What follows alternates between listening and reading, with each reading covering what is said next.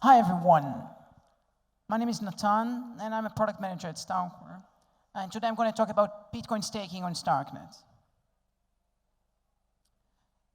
So I'll start by explaining what do I mean when I say Bitcoin staking on Starknet. Then I'll elaborate a bit on the rationale and plan, the why, the how, the when, and the zoom out picture. And finally, we'll summarize and touch about key takeaways and have a QA session. So let's dive right in. What do I mean when I say Bitcoin staking on Starknet? I'll start by explaining Bitcoin staking as we see it.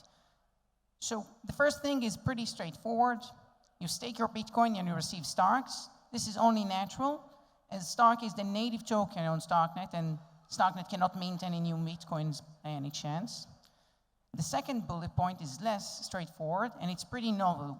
We'll offer a design for Bitcoin staking, which is entirely on the L2. This means that major Bitcoin wrappers would be stakeable on Starknet.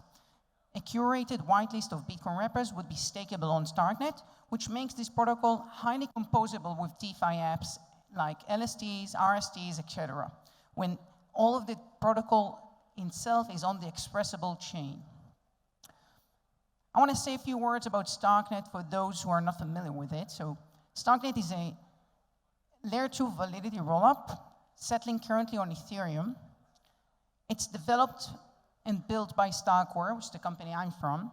Starkware is a veteran in Ethereum scaling with deep roots in cryptography, with Eli Ben-Sasson, the CEO and founder, one of the inventors of Starks.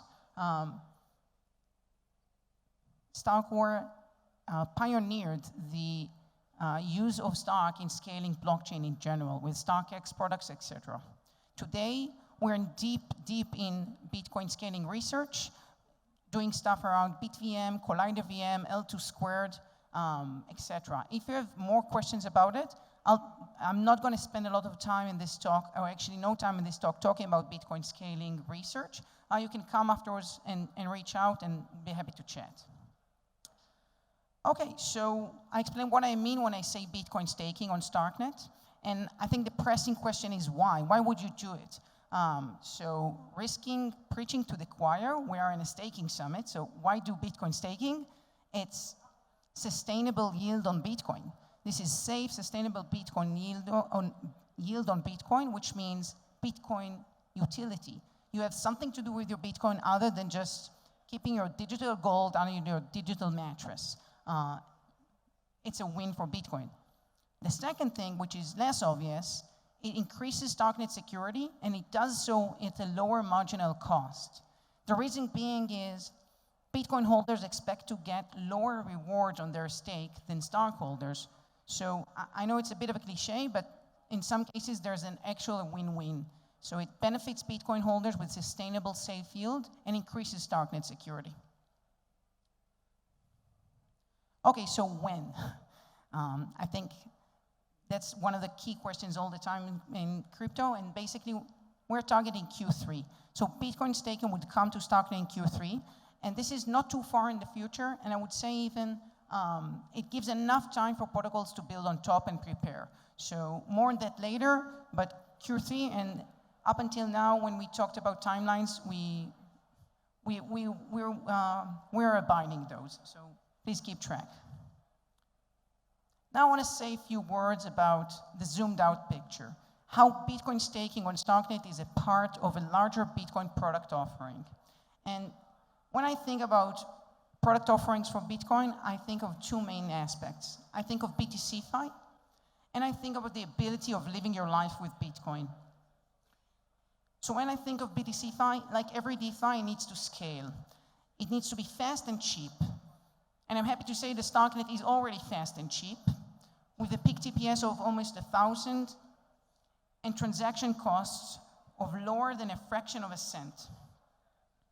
Second thing, you want to have deep liquidity. Deep liquidity means Bitcoin wrappers, but also other Bitcoin assets like runes and BRCs, etc. Without deep liquidity, you cannot have a sustainable DeFi economy, let alone a BTCFi economy. And last thing is to have a broad risk spectrum of opportunities, all the way from the low risk Bitcoin staking, which I'm talking about, to leverage perps. In between, there's the looping, which staking roads are promoting right now, and having a broad, rich spectrum for DeFi is really, really key. The second thing I mentioned is living your life with Bitcoin. And when I think of living your life with Bitcoin, I think of, first of all, payments. You don't have to pay with the Bitcoin itself. Selling Bitcoin, for a lot of people, seems like just a mistake.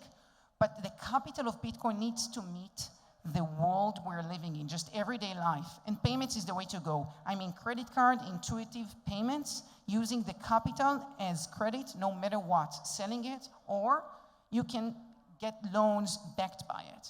So I think about payments, and there's a lot of, I would say, quality of life products around it, but the most prominent one these days is Bitcoin-backed stablecoin loans.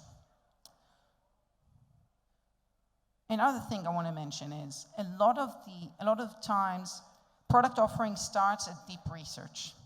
And I wanted to say that Starkware, I'm actually proud of saying that Starkware is putting a lot of effort and a lot of capacity into Bitcoin scaling research.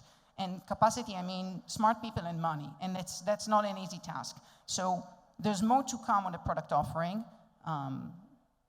That's it. Okay, so I've explained Bitcoin staking, how we see it entirely on L2, that it's beneficial both for Starknet, the network, and Bitcoin holders. And it's going to come relatively soon. It's going to be part of a broader product offering of Bitcoin on Starknet in general.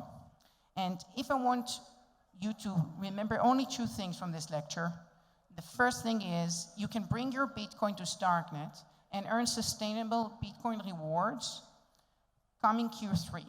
This is the main thing I want you to remember.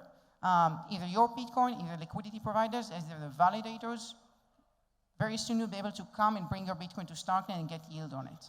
The second thing is you can start now to build on top. There's a lot of interesting, unique DeFi opportunity here with the entire protocol being on L2. You can compose LSTs, RSTs, self-returning loans, and a lot of unique looping ideas we already have and some teams are working on. So, thank you everyone. Questions?